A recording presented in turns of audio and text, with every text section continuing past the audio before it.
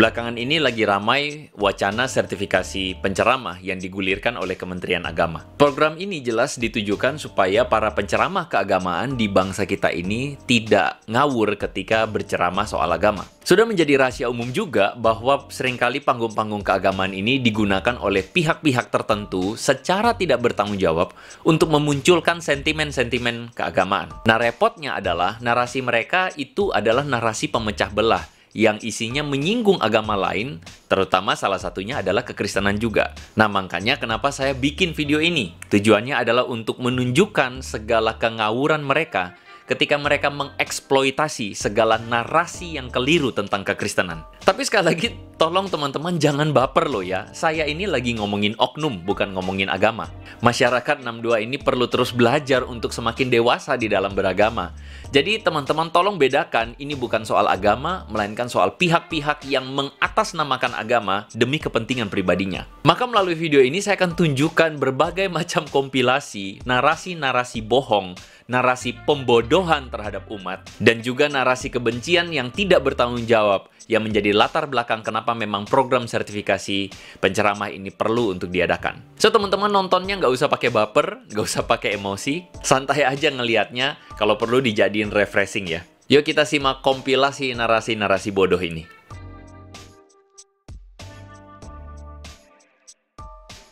Nama asal saya adalah Insinyur Yohanes Ignatius Sarjana Teologi. Saya terlahir sebagai anak tunggal, yaitu ayah kandung saya tercinta adalah Profesor Dr. Insinyur Ignatius Sastrawardaya Master Teologi. Tahun ini adalah menjabat menjadi seorang kardinal. Nah, mungkin ada pertanyaan, kenapa saya memilih Islam? Kemana belajarnya? Di Vatikan, di Roma, Italia sana. Harapannya saya harus jadi uskup. Itu harapannya. Ini bapak saya ini rektor dia di Sekolah Tinggi Teologi, di mana saya menamatkan keteologian saya. Dia menciptakan pastor uskup-uskup itu. Ayah saya Katolik, ibu saya Protestan. Ibu saya juga seorang aktivis di gereja.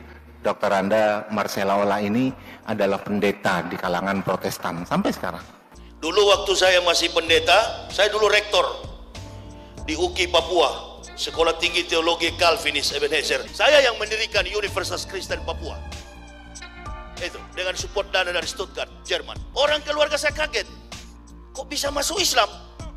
Tunggu kamu bikin malu keluarga. Kami di Manado malu gara-gara kau masuk Islam. Dulu yang mengambil gelar doktor teologi yang diwisuda di Boston Amerika ini dari Indonesia ini hanya 3 orang. Yang pertama adalah saya. Yang kedua Dr. Cornelis yang menembak kaki dan dada saya. Yang ketiga Dr. Johan yang memukuli saya pakai besi panas dan kursi rotan sehingga tulang punggung saya 13 yang patah untuk mengenal Islam. Saya ditunjuk sebagai ketua misionaris internasional dalam dan luar negeri. Kenapa sih saya pindah? Boleh sedikit cerita, boleh ya? Jadi saya dulu itu kan pindahnya kan begini. Sekolah pastor tingkat menengah Katolik Santo Vincentius Apaulo. Harusnya 2 tahun, setahun selesai. Jadi mohon maaf kalau rotok cerdas saya, ya. Kemudian karena lulus nggak ditaruh di gereja saya. Jadi sebenarnya keliru nulis saya mantan misionaris karena saya belum turun ke umat. Tapi kalau mantan pastor iya, karena sudah dilantik jadi pastor. Begitu saya lulus 3 tahun itu, tidak 5 tahun, saya langsung dikirim ke Vatikan Roma. Saya ambil magister teologi di sana. Harusnya 3 tahun, saya selesai 1,5 tahun. Untuk ketiga kalinya saya mohon maaf kalau saya cerdas.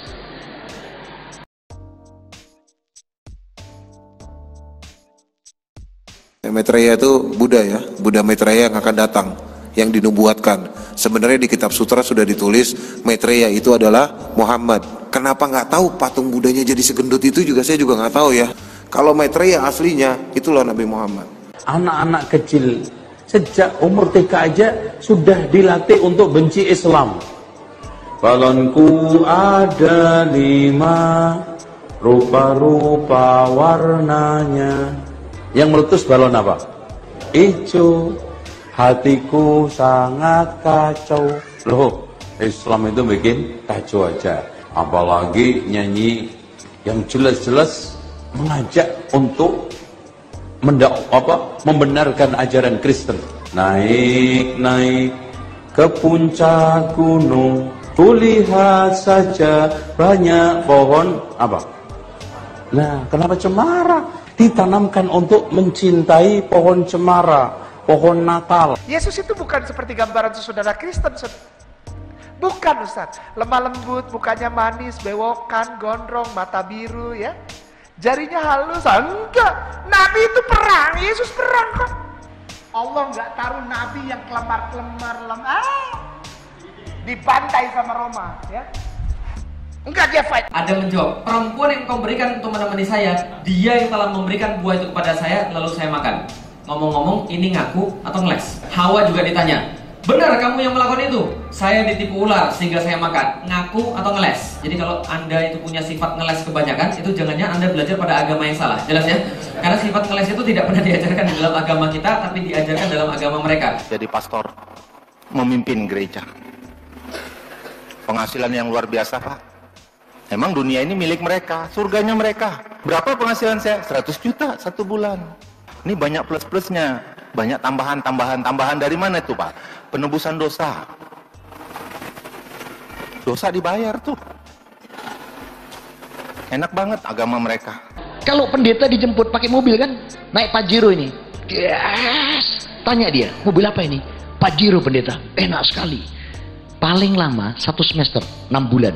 Mobil yang dia bilang enak, atas dasar laporan yang jemput. Itu sampai ke Dewan Gereja Indonesia, Dewan Gereja Internasional, ke Vatikan Roma.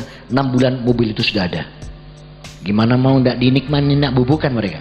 Mereka sendiri yang menghina Nabi Sulaiman, Salomo. Nabi Sulaiman dihina sama mereka loh, Pak. Itu istrinya sampai 5.000 loh. Ya, itu mereka yang tulis. Nggak tahu 5.000 cara ngegilir ya gimana. Ini mereka yang tulis, dan mereka ngefitnah di bawah Al-Aqsa. Ada hartanya Nabi Sulaiman, ada hartanya Salomo. Mereka yang tulis di situ, Pak. Makanya itu isinya bukan Alkitab, Pak. Itu buku panduan, beli TV baru mungkin itu dapatnya. Al-Quran bisa dihafal, ya kan?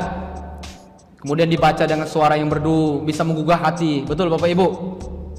Bahkan bisa menangis kita dibuatnya. Allahu Akbar. Seperti imam tadi mengimami kita dengan bacaan yang merdu. Allahu Akbar. Padahal kita nggak paham artinya.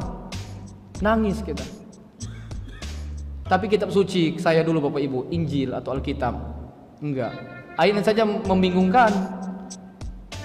Mana bisa dibaca-baca dengan lantunan-lantunan yang merdu? Enggak bisa. Kenapa? Karena tulisan karangan manusia dengan bahasa Indonesia. Mustahil Tuhan minta tolong. Sedangkan dalam iman Kristen Bapak Ibu, para pendeta, para zaman semua yang tahu itu, ya. Ketika Yesus mati di kayu salib, Pak, untuk menebus dosa manusia, dia berteriak-teriak, apa katanya? Eli, Eli lama sabatani. Tuhanku, Tuhanku, tolong aku. Kenapa kau meninggalkan aku? Memangnya ada Tuhan minta tolong?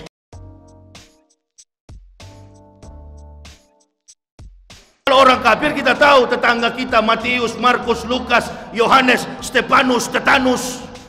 Tahu kafir kita tahu, Robertus, Spiritus, Capticus. Kristen itu agama yang 100%, mungkin 1000% itu adalah bid'ah.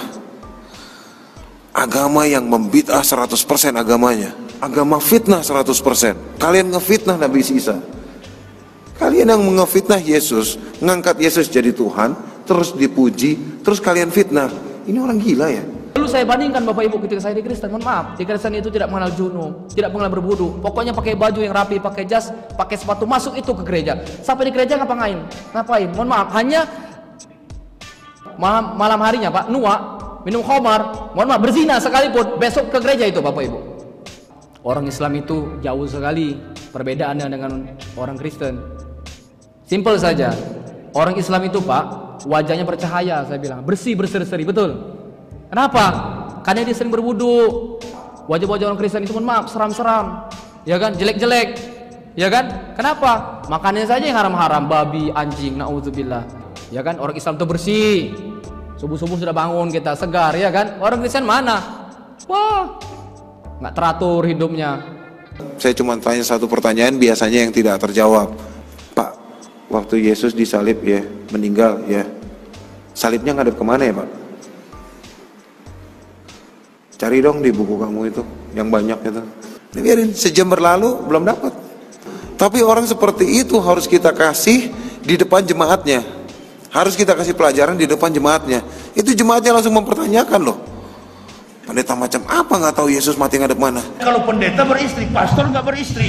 Pendeta pimpinan Protestan, kalau pastor pimpinan Katolik. Pastor tidak beristri, betul tidak beristri, tapi biarawati siapa yang injeksi, hamil.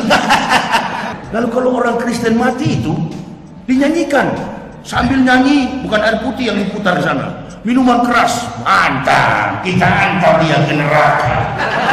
Sebenarnya kalau teroris, kita bicara angka ya, Islam di dunia, nih ya catat ya, Islam di dunia yang melakukan tindakan kekerasan terorisme hanya 4% dari kejadian terorisme di seluruh dunia. Pemegang rekor siapa dong? Kalau Islam yang paling kecil. Pemegang rekor Katolik 61%. Pulang sedikit Ustadz, di sini banyak jenderal. Biar jenderal 100 bintang. Kalau kafir kau ke neraka. Tidak ada urusan. Saya bukan mengatakan Bible Kristen fiksi. Bible Kristen itu palsu. Lapor. Palsu sama. Pergi lapor polisi ini. Lapor polisi sana, mabes. Kasihan kau. Kau pertama kafir. Kedua goblok. Hah? Saya banting-banting kau nanti. Kau mau coba sama saya? Hah? Saksi mati nanti kau. Hah?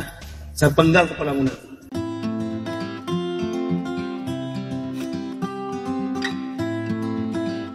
So, bagaimana menurut teman-teman? Narasi kebohongan, narasi pembodohan, bahkan narasi kebencian yang diucapkan oleh pihak-pihak tidak bertanggung jawab ini. Menurut teman-teman, narasi manakah yang layak jadi juaranya? Silahkan teman-teman tuliskan komentar di bawah. Sebagai umat beragama yang dewasa, kita tentu harus mengampuni mereka yang tidak bertanggung jawab ini. Karena sebagian di antara mereka tidak tahu apa yang mereka katakan sebenarnya. Dan bahkan mungkin sebagian mereka juga bebal. Tapi saya pengen kita semua santai aja, karena kita tahu dan kita yakin bahwa masa depan bangsa ini ada.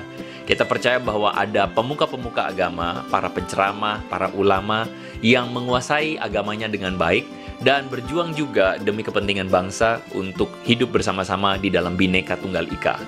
Menghormati agama orang lain yang Anda tidak percaya, itu hanya mengakui eksistensinya bahwa Anda bisa hidup berdampingan dengan saya, walaupun dengan perbedaan-perbedaan yang ada.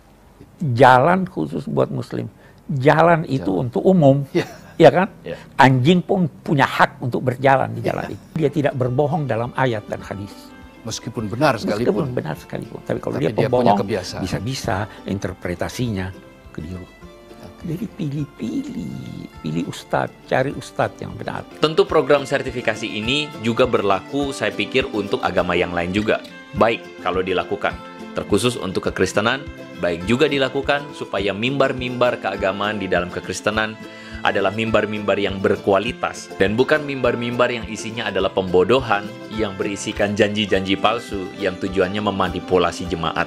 Jadi mari kita dukung dan mari kita doakan supaya pemerintah kita diberikan kebijaksanaan dari Tuhan untuk memajukan bangsa ini bersama-sama di dalam Bhinneka Tunggal Ika. So, semoga video ini boleh mencerahkan setiap kita semua. Kita ketemu lagi di video berikutnya.